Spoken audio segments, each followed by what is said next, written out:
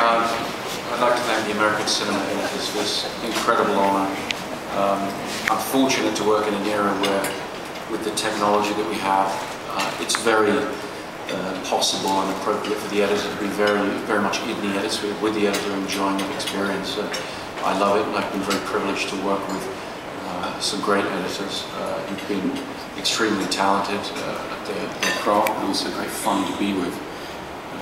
I was fortunate a couple of years ago to get an award much like this one from the Cinematographers Association, and I spoke, when I received that award, I spoke about some of the images that inspired me in films and that I remembered as if they were my own, and I think I singled out the sun rising over the desert in Lawrence of Arabia, and the bone being thrown into the air in 2001.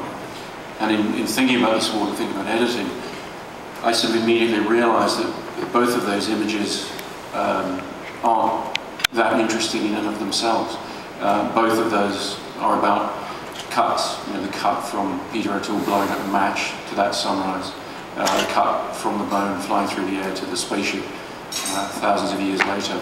And I think it's the combination of images, the sequencing of images, that I've always found most fascinating about filmmaking.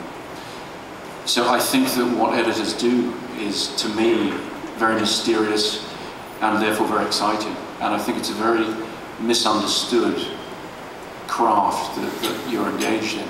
I think, in fact, to call it a craft is to acknowledge the misunderstanding, because at its best, editing is invisible or extremely mysterious, and its effect is very difficult to explain.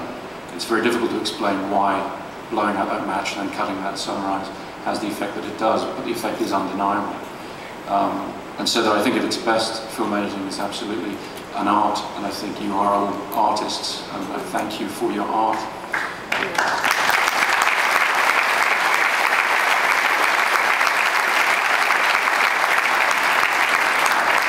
As a director, you rely on so many different people to help you make films, and watching that reel and seeing people talk about the films that I've done, it's notable by the omission of the editors, and in particular, I'd have to single out Lee Smith.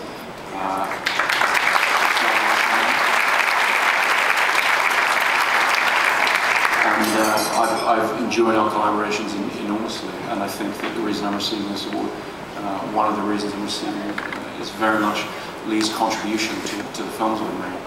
He's risen with aplomb to every technical challenge I've thrown at him, whether it's mixing IMAX, editing on IMAX, or the innumerable logistical and creative challenges with Inception. It's not for me to make any great claims for that film, but I know that what I was putting onto the editing, what I was saying to Lee, okay, you have to figure all this out, you have to explain to the audience where they are in the story, what the level of dream they're on, etc., etc., etc., and then you have to somehow magically have all of these different timelines coincide at one exact moment. Have everybody understand that, or understand it enough anyway. And so I would just like to take this opportunity to say that Lee, you did an incredible job in that, and I will always be extremely grateful.